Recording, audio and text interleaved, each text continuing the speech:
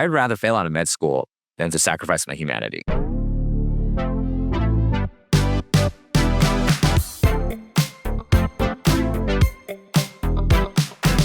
Let's take a quick moment to thank the people that support and sponsor the podcast.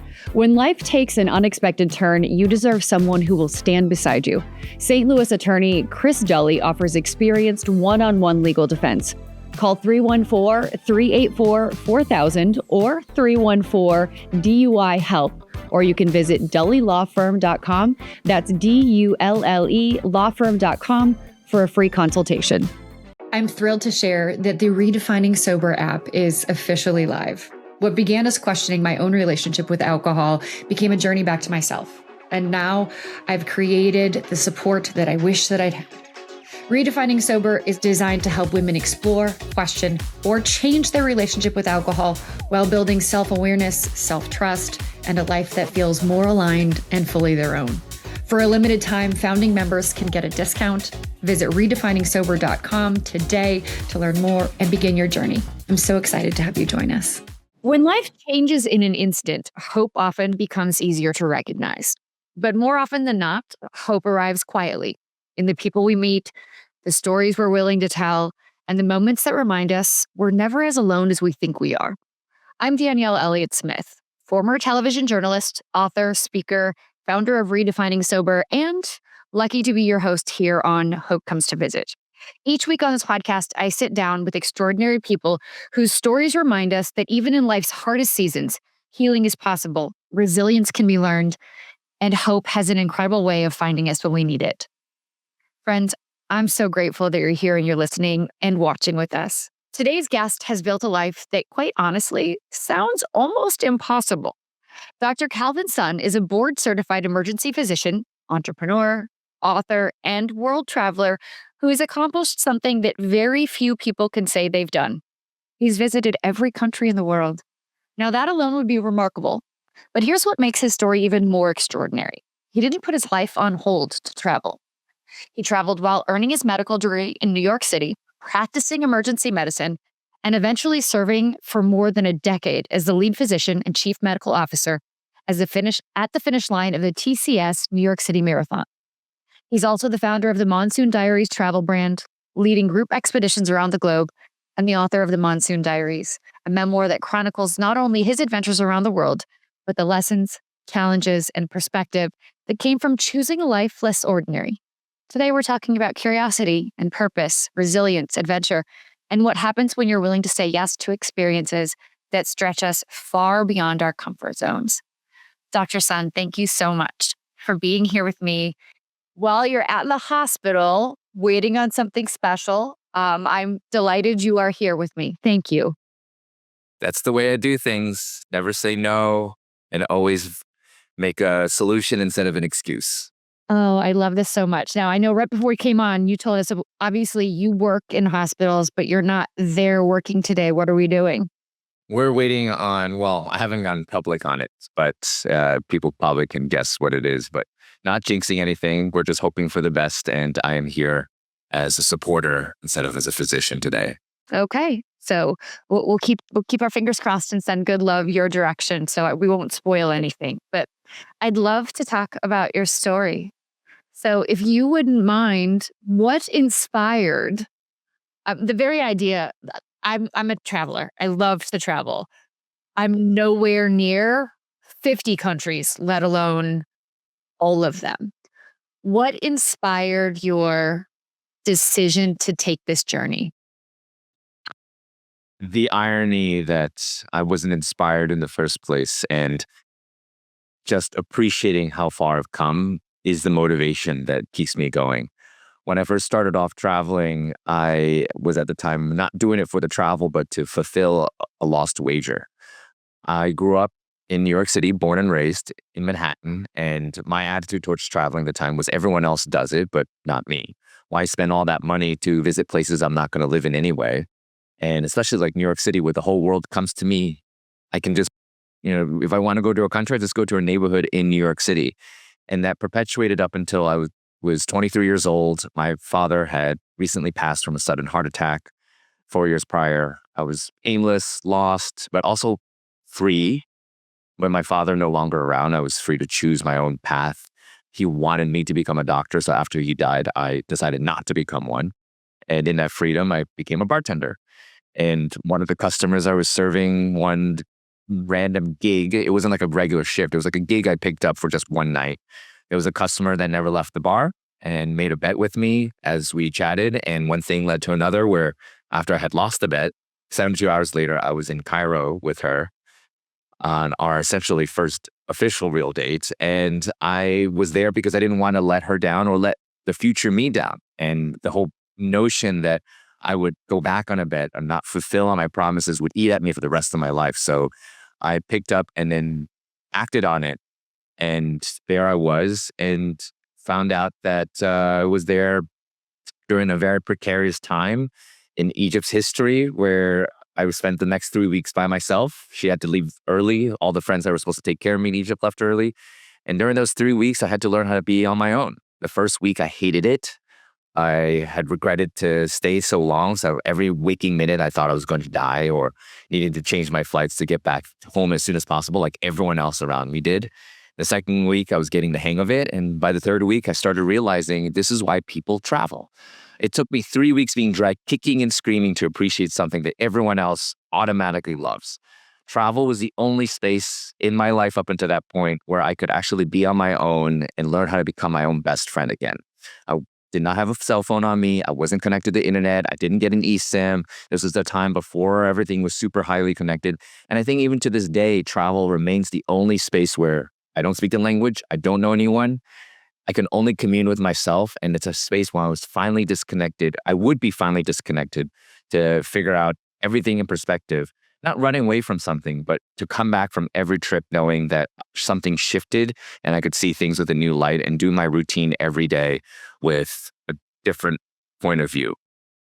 Is there one particular place you visited where you feel like the shift in you was more fundamental, deeper, stronger than anywhere else?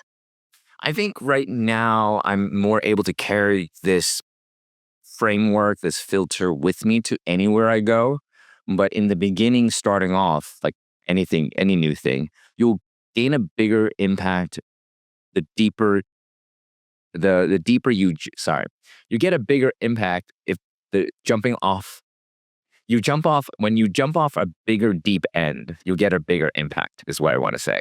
Okay. And that goes to if a country that you're heading towards doesn't speak the language, you don't understand the language, you can't even turn on the TV, understand what's going on, the signage doesn't make any sense to you, that's a bigger leap of faith. If you don't practice the language, you really can only commune with yourself. You can only talk to yourself. If I go backpacking upstate, some people would say, "Oh, that's just getting away from things that counts as traveling." To me, upstate New York, I can run into a friend. I can look at a sign that is in English, that in a language I understand, and I know where to go. I see an advertisement I understand. I'm not truly disconnected. Where the first couple of countries that I traveled to, somewhere like Egypt or India, those are my first few countries. I didn't speak Hindi, Urdu. I couldn't read Hindi, Urdu, or Arabic, and therefore I had to really just rely on my own senses that I had. And without internet, without a cell phone, without being connected, without an eSIM, I think is much more impactful, and that led to bigger shifts when I returned home. You're really on your own, completely out of your element. Out of my element, but that's just a feeling, and it's like meditating. You realize you already have all the faculties within. You don't seek external things to gain external uh, privileges or Validation. skill sets, yeah, or validation. Like you do all these things on the external to realize what you already have inside. And now I can go even upstate New York knowing what to avoid or to be disconnected from to truly get that same feeling that I got when I first traveled to places like Egypt and India for my first few countries. So you feel that fundamental shift when you first go to Egypt. You're there by yourself. How does that manifest into the Monsoon Diaries? How does that manifest into I now would like to travel everywhere? And oh, by the way, I now am going to be a doctor instead of going back to being a bartender. So the wager that I lost to this person was beckoned me to join her on her trip to Egypt in like 3 to 4 days. And I said, no, I didn't want to go. And he's like, how do you know you don't want to go? And I said, I'm not into traveling. And how do you not know that you're into traveling? She kept pressuring me until had to find some kind of excuse. You should be stronger than your excuses. But at the time, I didn't know. I didn't want to say no because I really didn't have a good excuse. Here's someone who was inviting me. What I was bartending. I had this gig work. There's no reason you couldn't go. So I couldn't. You just in your head, you didn't travel. Like, I'm a person who doesn't travel. The world comes to me. So the answer is no.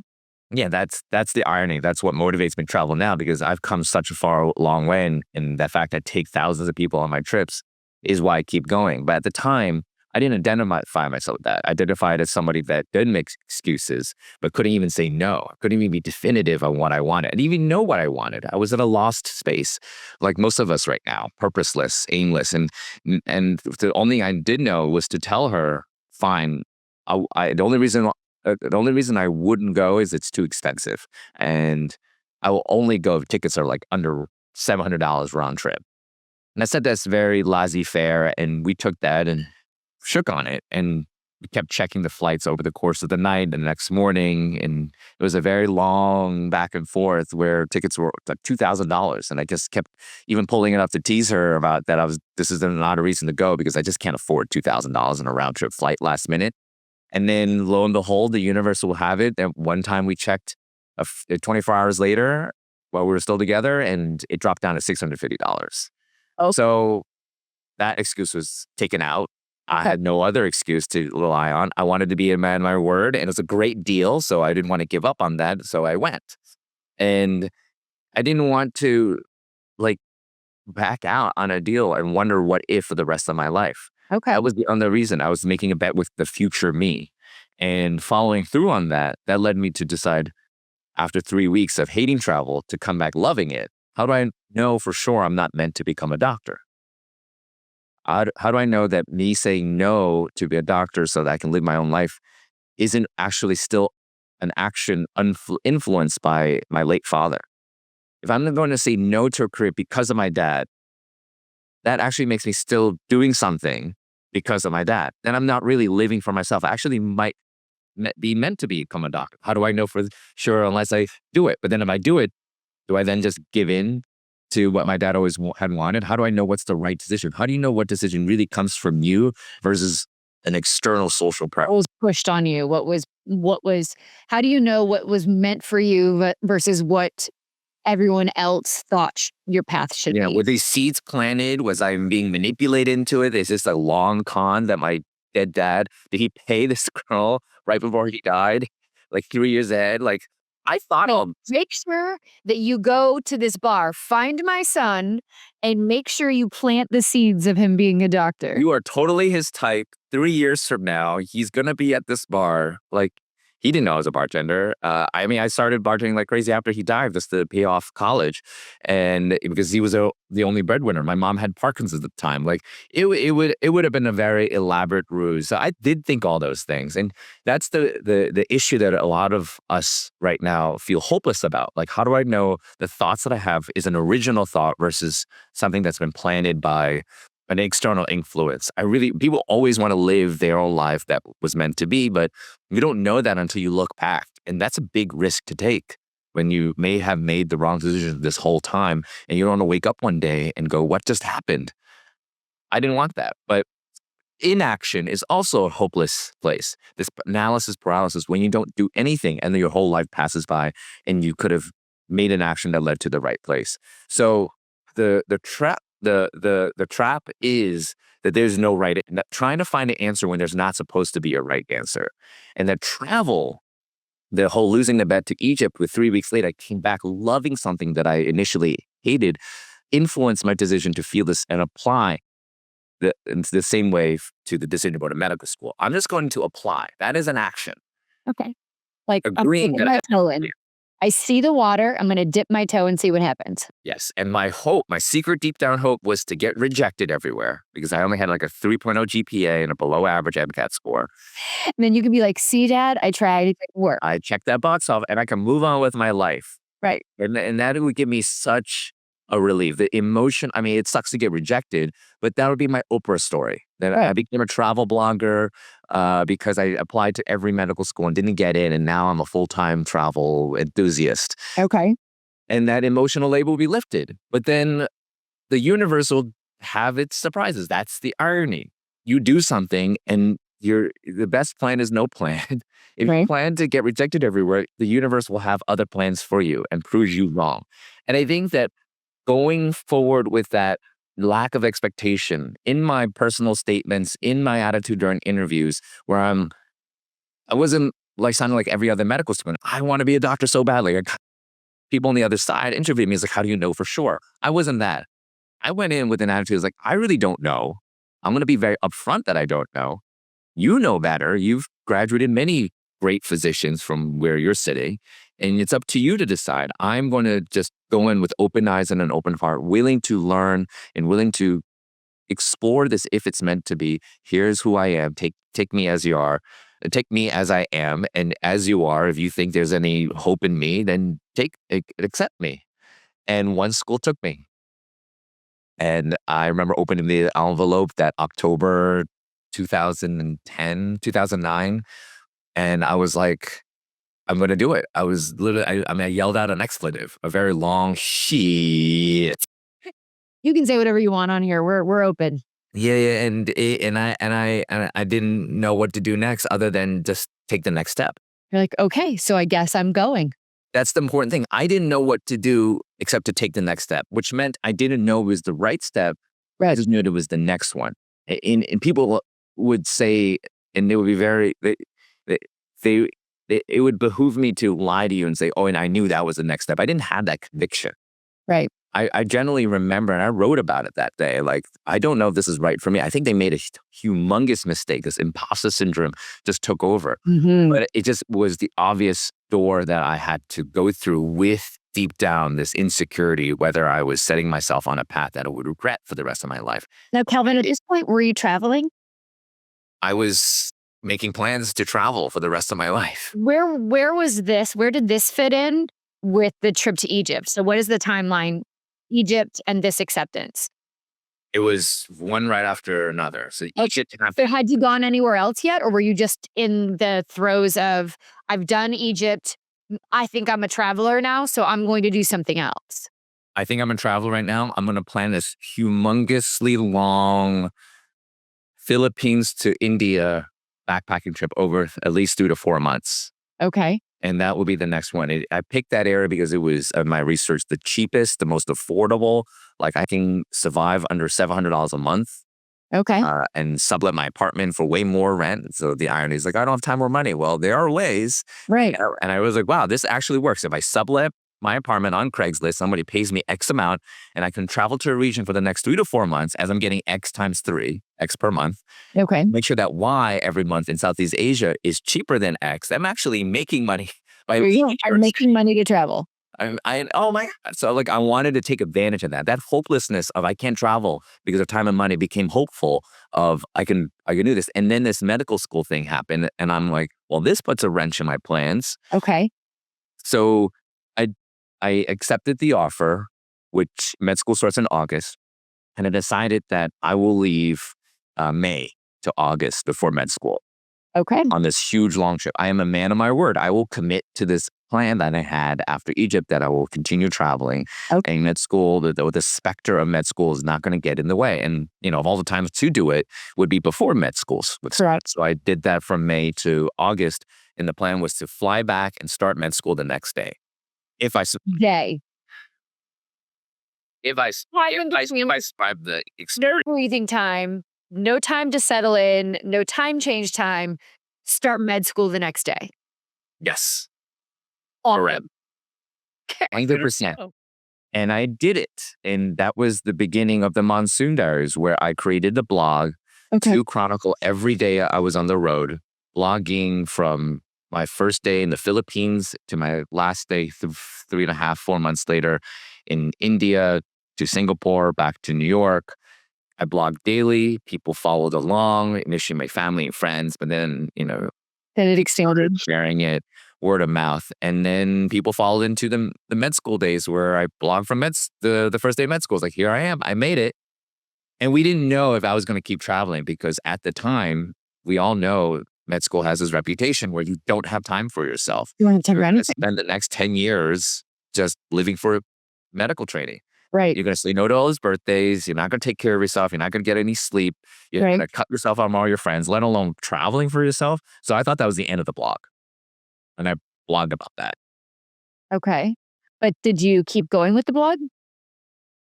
I spoke about this in my white coat ceremony speech I gave 2 years ago at my alma mater at that med school. Now as a full-on attending clinical assistant professor in emergency medicine, they invited me back 10 years later after I graduated to give the white coat ceremony speech where I said, I thought I was never going to travel. And then one weekend in October on my first semester, so 2 months into med school, October, there is an exam on Monday that I had to take. And by the Thursday prior, I had burnt out already. I get this invite to go to a wedding in San Diego. I said, fuck it, I'm going to do it. I'm burnt out. I'd rather be a good person and then learn how to become a good doctor than sacrifice keep being a good person, backing out of this very important family wedding to learn how to be, a good doctor and then to try to be a good person again after the fact. Like, no, if I'm going to fail out of med school, then I might as well at least not miss out on this wedding. That was the actual thought. Like, I'd rather fail out of med school than to sacrifice my humanity. Okay. And that was the second wish too, by the way. Like, I didn't think about getting to med school. And if I didn't, I'll just check that box off. Now that I'm in med school, if I fail out of med school, I can check that box off, have my Oprah story, and then become a full-time travel blogger. That was still out there. This Monsoon Diaries thing was turning out to be a good backup plan in case I got kicked out.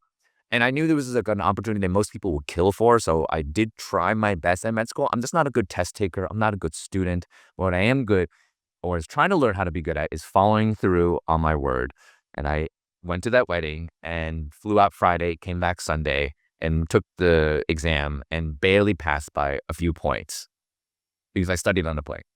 And when I realized when you study on a plane, when you're in a completely different environment, you recall information better. There's a whole study on that. Like if you change up your studying environments to be as unique as possible, the memory recall is much more formidable. It just comes back with a force when you do those tests afterwards. So I was like, wow, I didn't ace the test, but I'm actually remembering things to get by on this test, to get by the skin of my teeth on this test to pass.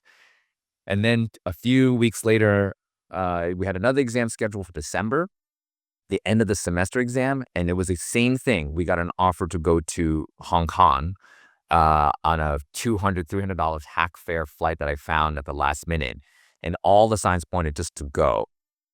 And San Diego was a little, dip in the pond with the San Diego trip was a dipping my toe in the pond. The Hong Kong was, I would fly out Friday and a 20-hour itinerary flight to get to Hong Kong, spend 20 hours in Hong Kong, and then 20 hours back. I'll be spending more time on a plane than the actual destination. But the flight prices was unbelievably cheap that I was like, this is a one of couple of years opportunity just to take up on this trip to Hong Kong right before my exam on Monday.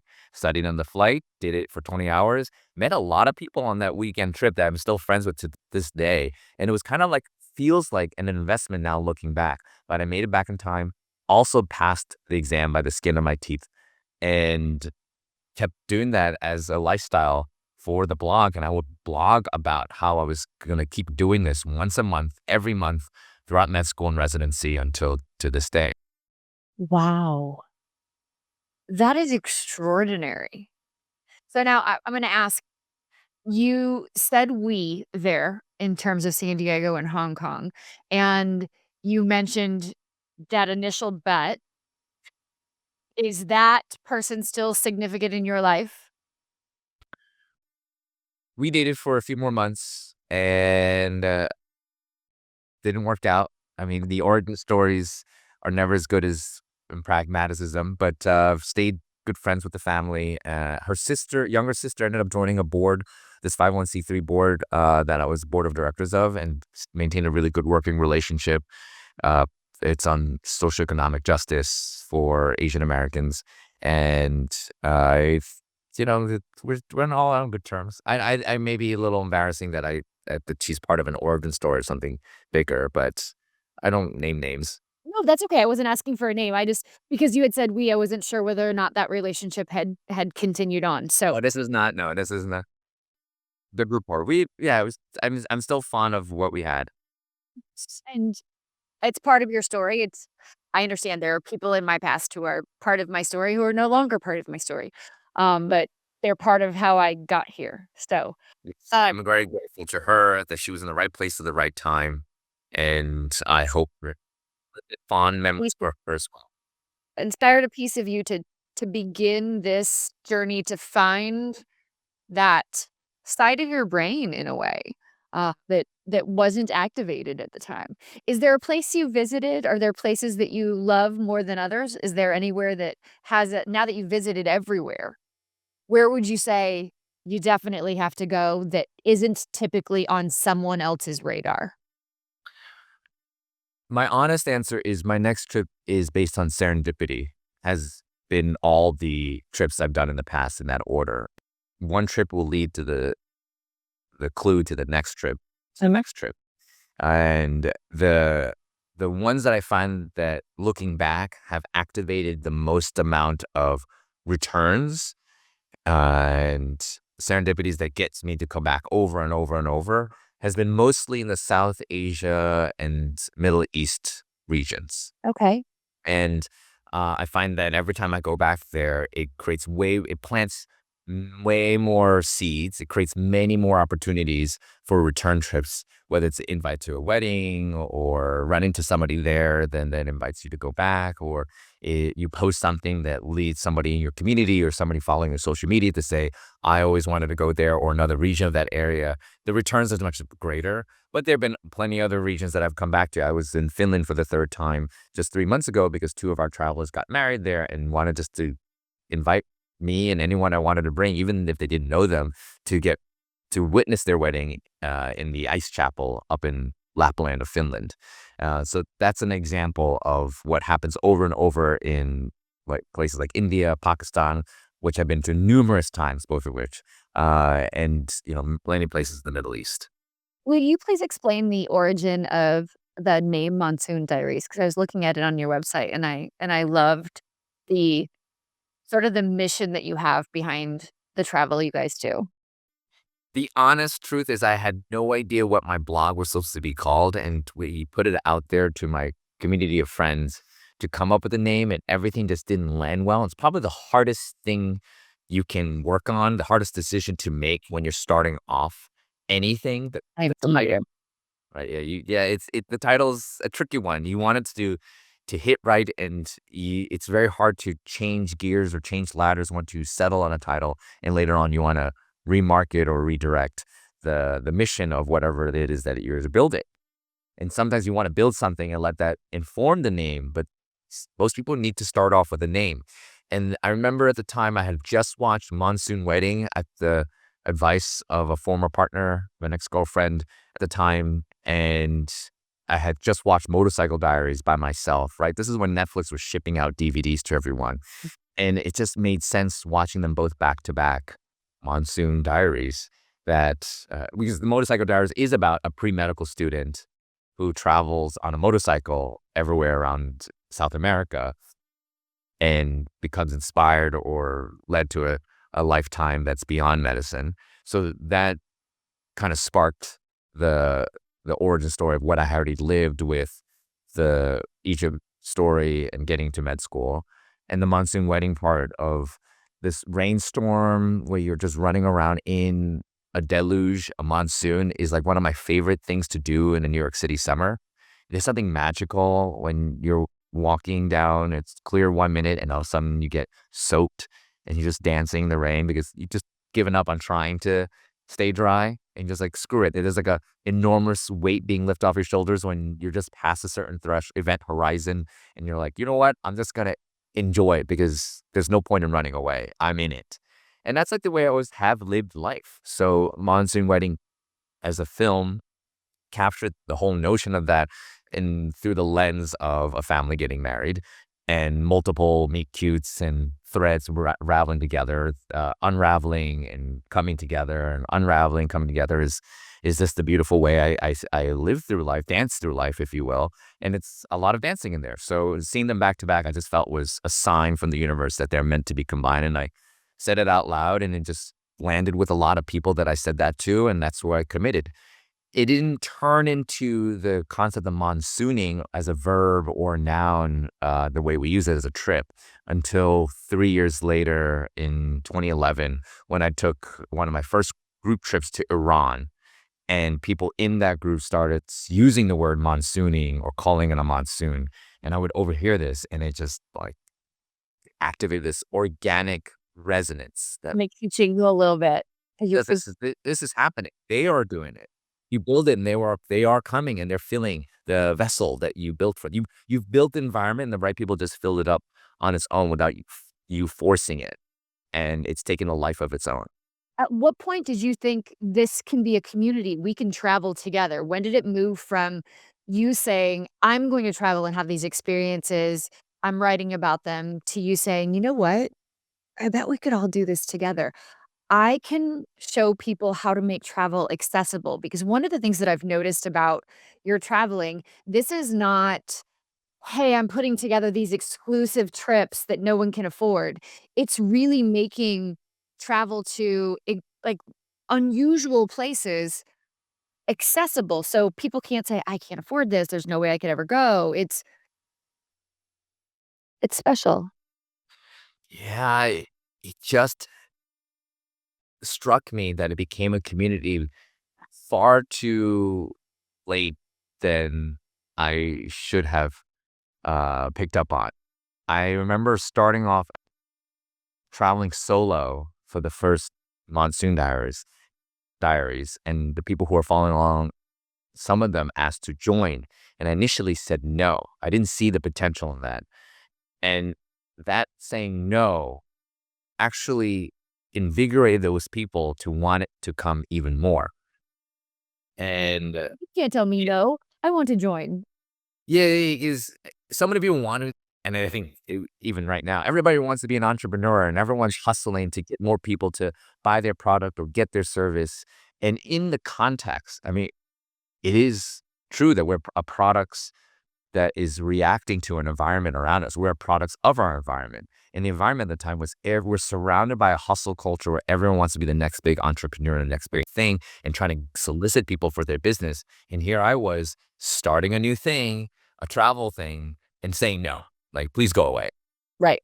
But it wasn't a no as like a hard no. It was more like, it's, I didn't say like, no, you absolutely cannot come. I do not accept travelers. It's more of a, are you sure you want to come? Like, this is not going to be comfortable. The way I travel is rough, is balls to the wall, trying to make things right before the lecture starts, the way before your job starts the next day. Like, we are getting in Monday morning at 6 a.m. and we're going straight to work right after at 8 a.m. Like, I'm coming in, I'm flying at 5 a.m. before the lecture starts at 8 a.m. I am making it. And I don't know if you want that. Are you sure you want that? Are you sure? I'm right putting this writing.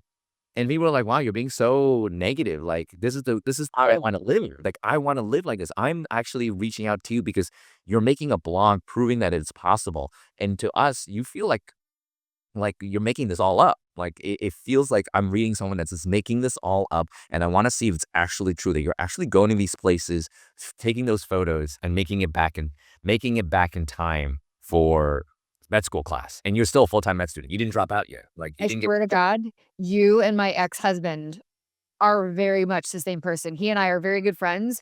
This is how he travels. He does what he calls capers. And he like, if he's sliding in at the last minute, he's making it. He and both of my kids are 22 and 20. The 3 of them love Disney. I've always loved going too, but not the way they do it. They had a one-day window, and they went to Disney last Friday. They went to all 4 parks, 17 hours, 23 rides, 32,000 steps, 15 miles. Done. It was like an Olympic sport. I yeah. I felt like I needed a vacation after hearing them talk about it. You need a But vacation from that vacation. right, but it sounds like very much like you travel the same way, like, you pack it in, you are going, and if you've only got 20 hours in Hong Kong, you are gonna make the most of it. Yes. It is a very New York lifestyle, but also the way I see it, we're never going to be as young as we are today. Correct. This is the only chance we have to travel like that. I don't want to postpone my life or give into the psychology of postponement where I'll travel like that one day when I'm X, Y, and Z, when I reach this milestone, when I retire early. By then, you're too far along to even want to travel like that, let alone do you have the physical capabilities or health wise. Like, if there's enough things on your plate already that prevents you from doing that. And if you make a habit of saying, I'll do it later, then that becomes a habit. And it's very hard to bring any change to a habit you've already invested in for decades of saying, I'll do it later. The only time to do it is now. And if it's messy and unplanned or less planned, all the better, because the best thing that can happen is that you went. The worst thing that can happen is that you went and came back with a really good story. And I think that when people saw me do this for 2 to 3 years in and still write about being in med school and being a full-time med student, having gotten kicked out, they were like looking at their jobs. And I was like, if this full-time med student is doing this and going to these places and bringing all these people, why can't I? And it just ballooned to more people trying to come along because I would do all the logistics for them because the goal was to all get back by Sunday night or Monday morning before their 8 a.m. to 9 job, 8 to 9 job. That is fantastic. What is the best thing you've learned about yourself in these last years as you've moved from Calvin, the bartender, to Dr. Sun, the emergency room physician and director, and the person, the founder of Monsoon Diaries, who's visited every country in the world? I just know that I can look in the mirror and say that it's possible. I can look back, having learned about myself, knowing that I have what it takes to do the impossible, that the biggest risk you can take is not to take any risks at all. And I have come a long way to prove to myself in the future, now looking back, that I can trust myself making future decisions based on an actual repertoire, a resume of taking risks and getting back in time, taking care of communities of thousands of people to every country and keeping them safe so that when it comes to taking care of a family, taking care of my loved ones, taking care of myself, I can look forward in the rest of my life knowing I have nothing else to prove. I can take it easy if I want to, but also show my future family a world of possibilities in a way that other people can only assume or guess at. And I've learned that it's okay to not know what the next step is. And it's still hard for me to this day to still be comfortable with insecurity, but I'm a lot more comfortable now than I ever was 15, 16 years ago, where I didn't know what I wanted to do. The bartender in me knew that every night could bring unexpected possibilities. Every bartending night, every bartender can tell you every night is an adventure.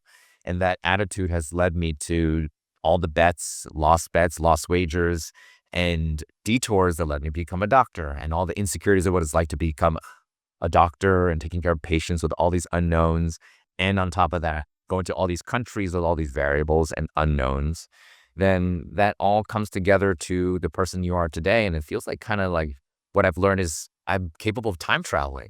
I can look through the blog, read about the past, and live as if I was there because I blogged every day while I was on the road, knowing that I can reach back into my past self and reassure them if that's a possibility, that resonance, vibrations I can give to my past self, knowing that no matter what insecurity they're feeling at the moment, here I am right now, knowing that they'll make it, they'll get there, and it'll always work out. I noticed that one of the things you said was that you try to always say yes. I always will try to be stronger than my excuses. So if that leads me to saying yes, more often than not, it's always led me in the right direction. I do think it's important to know when to say no and have boundaries. Boundaries are very important. You should know what you're capable of and what you're not, and not try to put others in harm's way because of an assumption or presumption. But if you have all the information in the hand and you're not making a decision based on fear, but more on an informed experience and gut intuition that you trust or have developed a trusting instinct in your tuition, then you are more likely will say yes from a very informed point of view than a risky one. What does someone who has visited every country in the world put on their bucket list next? I would start, it depends on where you are when you want to start this. The way I set off to do is was not to actually visit every country in the world. I just wanted to go to a new place that I'd never been, that I can't judge, and follow through on the signs that pointed to that place as the next place. So an invite, someone mentioning something that sparks intuition. We're like, oh, I do want to go there because I haven't been, and you mention it, must be a sign. Somebody wear a T-shirt of a country that I was already thinking about on a boat. That's how it got to Cabo Verde. That if somebody's sending me a screenshot of a country that was on someone's shirt, I've followed through on that. I've made decisions based on these very seemingly random, whimsical happenstances I that love that. turned Is out. there anything that's on your list now? Is there anything now that you've visited everything? Is there anything that you're like, I still need to? No, that is I'm That's the retired. beauty of it. That's the beauty of it. I mean, there's Sudan in January that somebody had just went, made a referral, told me to go with this guy. We had a really good rapport, and he said everything has normalized and stabilized. And if I want to come by for a few days or 1 week trip, he'll take care of us. And he has taken many of my friends to Sudan. And if it feels right and the weather is good and the political climate is stable and I'm not depriving any locals of their resources or time to show us around, and if it only has a net positive, I have a travel ethicist for that, then there's no reason not to go because I've already practiced a lifetime of not giving into any excuses. I So love you have a I am travel that, yeah. But to I, your I explain travel ethicist to me. I mean, I have an idea, but I love that that is a piece of the traveling you're doing, that you are being really intentional with where you go and how you are not taking away from the people or the environment when you visit. so there are a lot of controversies inherent in some places that you visit, and also the timing of when you visit. I try to make a minimal of an impact as possible to that's why we call them Monsoon Diaries. I didn't call it the Hurricane Diaries or the Typhoon Diaries, where it hurts a lot of people and it's a natural disaster. Monsoon brings the harvest. It is seen as a very positive weather pattern where rain dumps and the harvest season comes and it brings food and joy and people dance in the monsoon. I mean, it can be lethal, but the way I lean towards that word is because we go to see a place really quickly and we leave as soon as we came in, so it has minimal negative impact. So monsoon comes in and comes out, and that's why it stuck with me as we're monsooning. We are looking, we're experiencing, we're a wallflower. We're not trying to impose anything on anyone, and the only thing we're trying to do is a net positive. But I understand with some countries, in some timings, it could be a little fraught with some controversies, but not even God pleases everyone. And anything you do, someone will find something wrong with it. But at least I went in having thought about it, having been informed and intentional in trying to minimize the carbon footprint or any kind of footprint that negatively impacts the locals or the people around us taking care of us. And therefore, hiring somebody to see my backside, see my blind spots, to look out for things, to do all the research, it's crucial to at least make the effort. We're never going to be perfect, but there is a certain timing when you can go to certain countries where people will not complain as much when they're outside looking in, and I think that it's the least that we can do. So she's a social epidemiologist. We are very intentional when we choose to go to places, and we are very intentional when not to go to places and saving it for later. And so far, knocking on wood, we really haven't been canceled. That I've not gotten not a single one comment of how could you go there. I expect at least one. Give me at least one. Maybe not enough people are watching us, but if I taken thousands and thousands of people to these countries from word of mouth with zero marketing, PR, then we do have a wide audience. And to have zero, I mean, come on, give me a little pushback. But I think it's because of all the research we do. It's because you're doing the right thing. It's because you're being intentional. Where's your next trip? We ended up, and I think it's after fact, we visited every country in the world without trying to do it. I don't do it for the number. I don't do it because I have to become a person that travels to every country in the world. You'll just go to new places and you make it a habit and consistency. You'll eventually hit every country in the world. I didn't start realizing I had a number or counting until I was about 140, 150 in, where these websites start tracking us based on our blog posts, and there was some rankings, and it became a little fun thing. And I started to pay attention to them. They started interviewing me. He's like, you are at X number of countries. Like, am I really? Well, that's a cool. So, okay. And you know what? I was like, might as well just, that actually helped Try me. to go to new places then.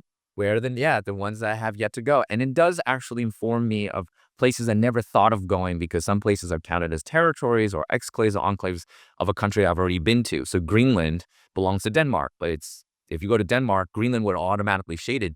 I would totally miss out on Greenland if I only focused on countries that I've ever been to before. Okay. But I love that. Is there anywhere you're going next? never been to Greenland. That was September 2019. Another good example is UAE. Everyone goes to Dubai and says, I've been to the UAE. Well, if you just are country counting and that's your purpose, you will miss out on all the awesome exclaves and enclaves that the UAE has outside of Dubai and Abu Dhabi.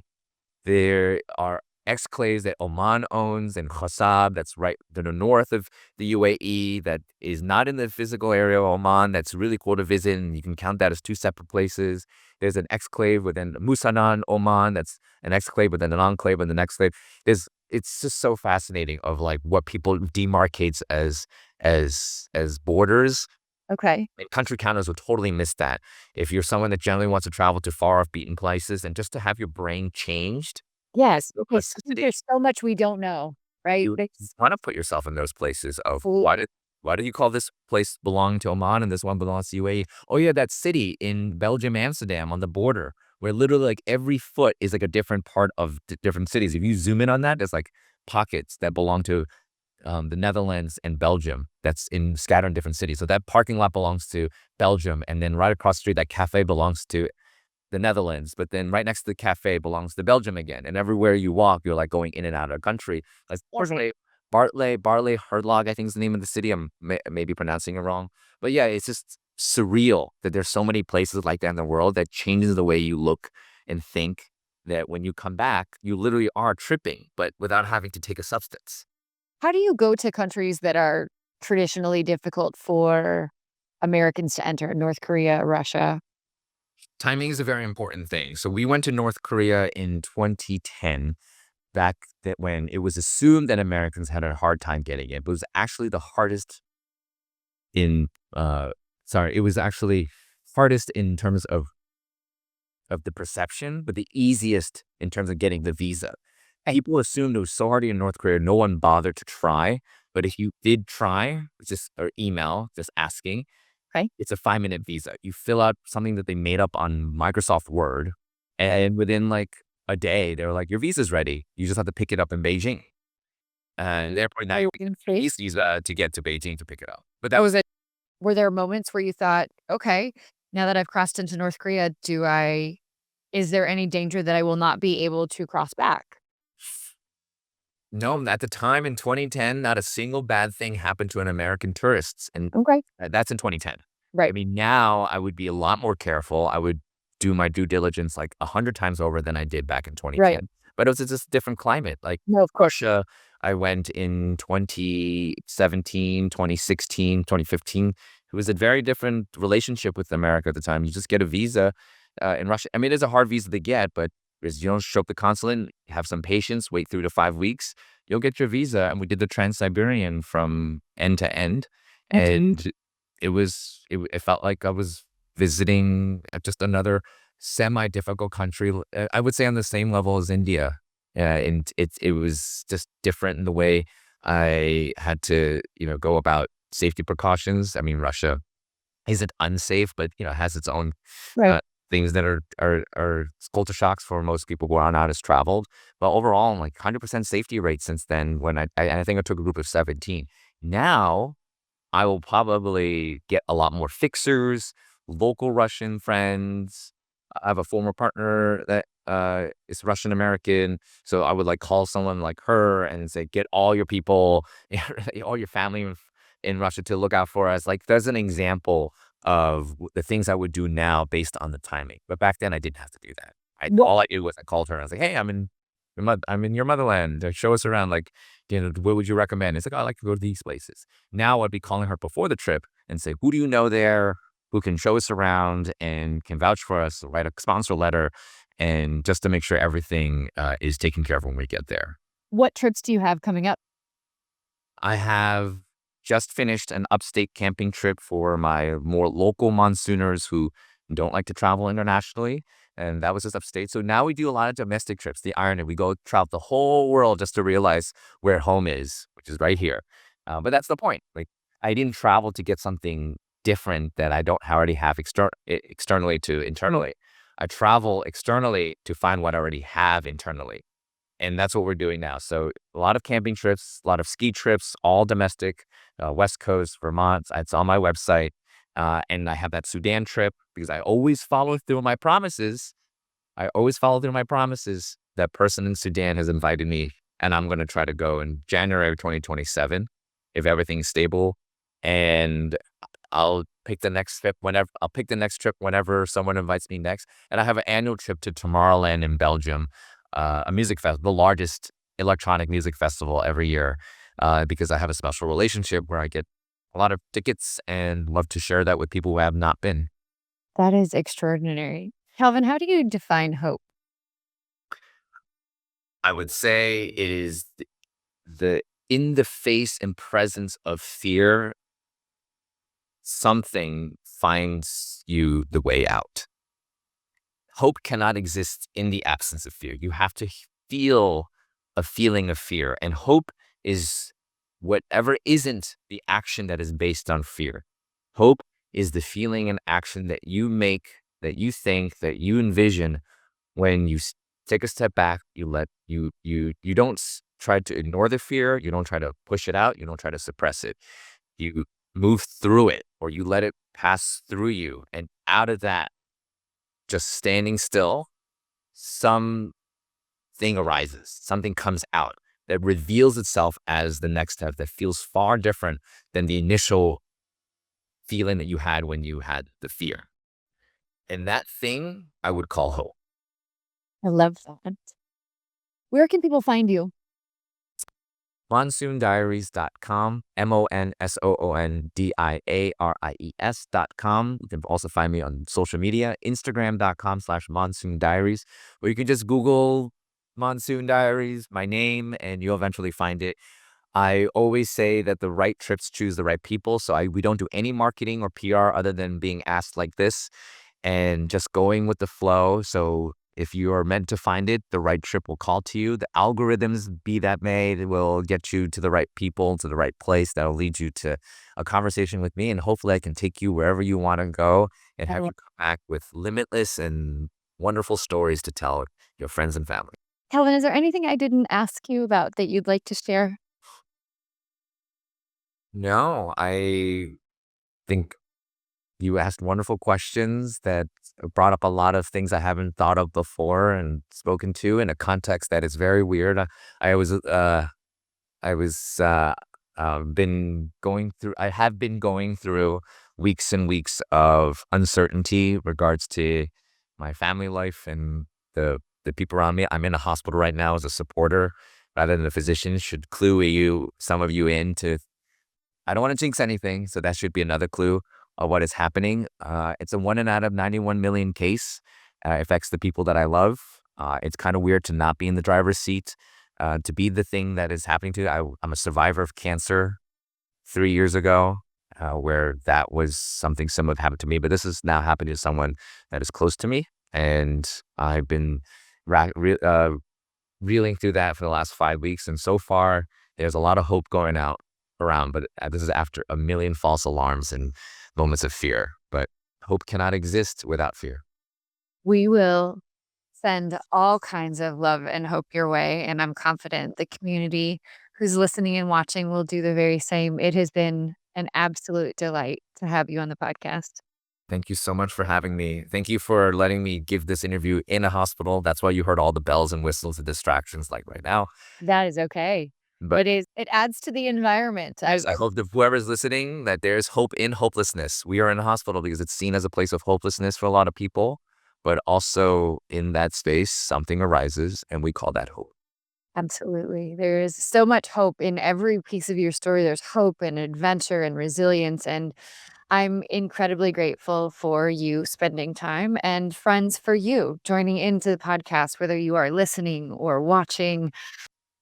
It is so good for my heart to have these conversations and to be reminded of all the good and the the heart work that goes on out there and the adventure that people take and the way we put life into our life.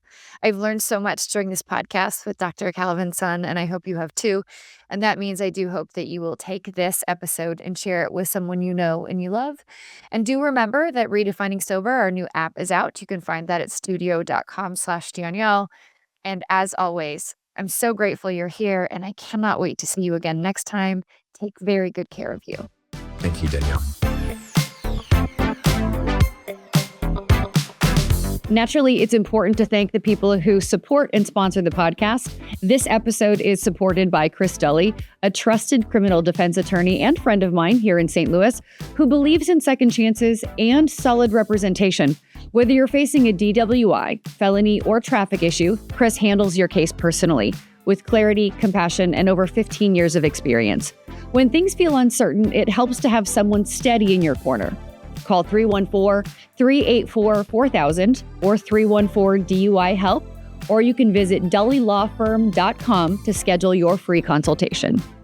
I'm thrilled to share that the Redefining Sober app is officially live. What began as questioning my own relationship with alcohol became a journey back to myself. And now I've created the support that I wish that I'd had. Redefining Sober is designed to help women explore, question, or change their relationship with alcohol while building self-awareness, self-trust, and a life that feels more aligned and fully their own. For a limited time, founding members can get a discount. Visit redefiningsober.com today to learn more and begin your journey. I'm so excited to have you join us.